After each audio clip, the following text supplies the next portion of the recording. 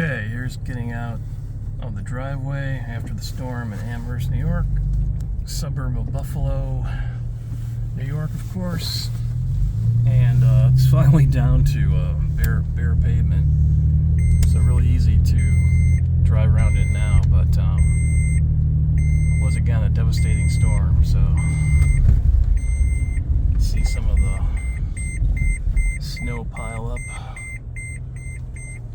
There's a hole. Yeah, kind of still buried there.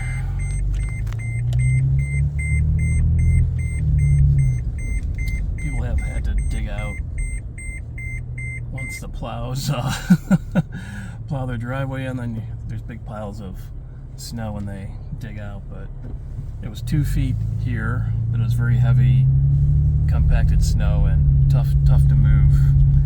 So it took a while to get through these other secondary roads here.